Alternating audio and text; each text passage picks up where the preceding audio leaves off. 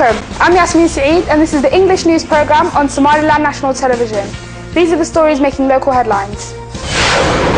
President of Somaliland holds diplomatic meeting with Prime Minister of Ethiopia. State Auditor provides House of Representatives with the yearly report. Gunmen killed Pakistan's main government prosecutor on the Benazir Bhutto murder case. President of Somaliland, Ahmed Silanyo, accompanied by several cabinet ministers, met with Prime Minister of Ethiopia, Desalegn Haile-Mariam. Both leaders spoke on a number of issues, including strengthening cooperation on security, trade and other crucial areas of interest. The President of Somaliland has visited Ethiopia on previous trips in which both governments have discussed and reached numerous key agreements. President Ahmed Silanyo and Prime Minister Desalegn Haile-Mariam mutually agreed on the need of further cooperation while stressing the urgency of curtailing obstacles being faced by both nations.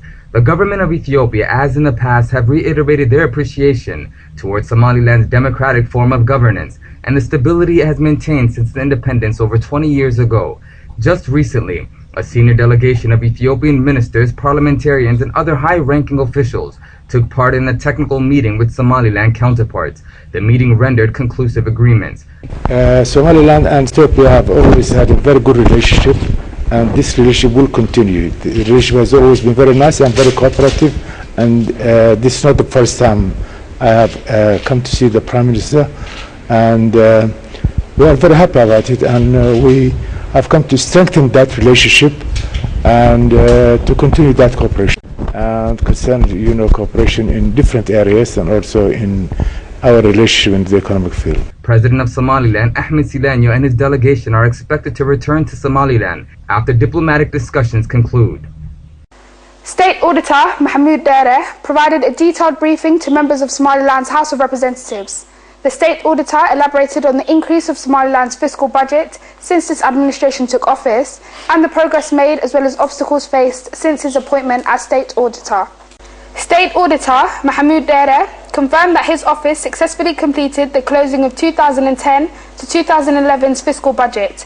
He also pointed out the substantial increase of budgetary allocation since his administration took office. Economic experts credit the increase of Somaliland's budget to tax reforms, a no-tolerance policy of corruption or monetary mismanagement, and this administration's focus on strengthening the nation's education sector, which has played a direct role in creating more jobs for further fueling crucial sectors. State Auditor Mahmoud Dere reaffirmed his office commitment to upholding their responsibility to the people, and as such, he elaborated on the various budgetary issues of 2010 to 2011.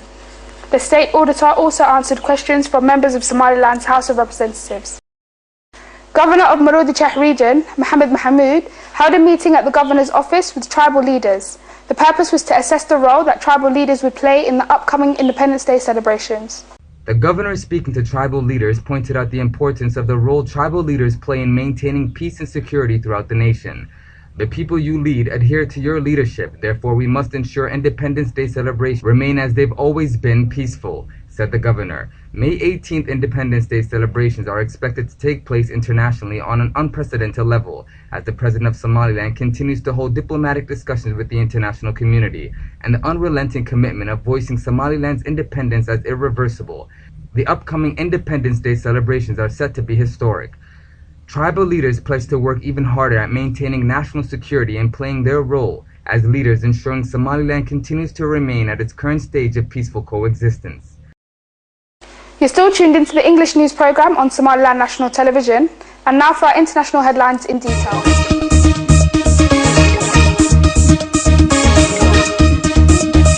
Gunmen killed Pakistan's main government prosecutor on the Benazir Bhutto murder case in Islamabad before escaping on a motorbike, police said. State prosecutor Chaudhry Zulfikar Ali was shot in the head, shoulder and chest in the attack on Friday as he was driving to a hearing in the murder case of the former Prime Minister who was assassinated in 2007. Bullets hit the lawyer at least 13 times and his car was left pockmarked and with a shattered windshield, police officer Arshad Ali said. The attack happened in broad daylight in a busy street in a middle-class neighbourhood of the Pakistani capital.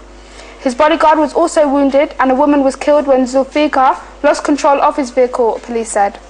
Bhutto's husband, President Asif Ali Zardari, strongly condemned the prosecutor's slaying and called for a thorough investigation. A motive for the killing was unclear, but his involvement in two particularly high-profile cases will likely to be scrutinised closely. More than 500 bodies have been recovered from the Bangladesh garment factory building that collapsed last week, authorities said.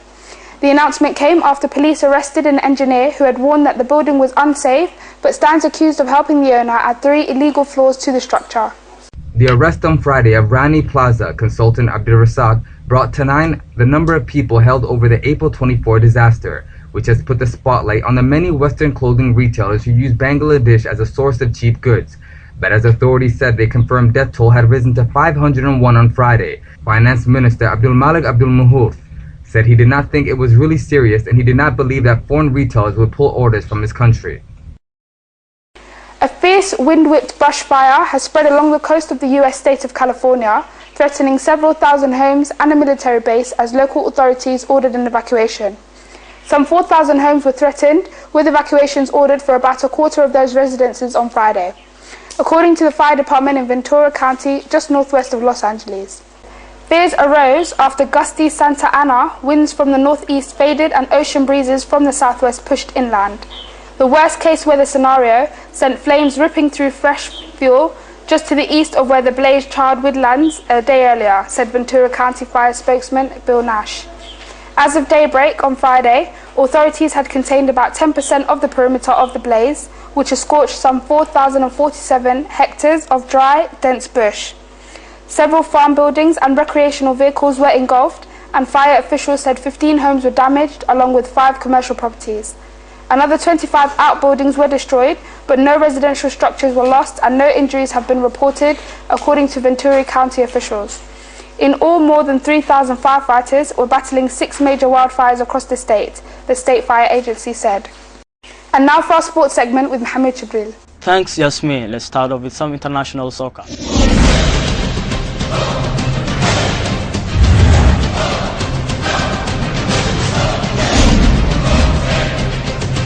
Chelsea qualified for their final of the Europa League on Thursday following 3-1 win over Swiss side Basel in the second leg at Stamford Bridge.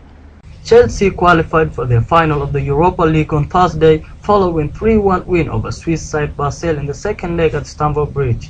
Fernando Torres, Victor Moses and David Luiz all scored in the night to hand the Blues 5-2 aggregate win. In the May 15 final in Amsterdam, the Londons will meet Benfica.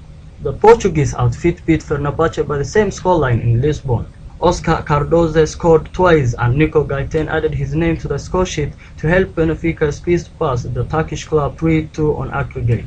Golden State's Andrew Bogut put in the best performance of his injury season to lead the Warriors to 92-88 victory over the Denver Nuggets on Thursday, clinching the NBA playoff series 4-2.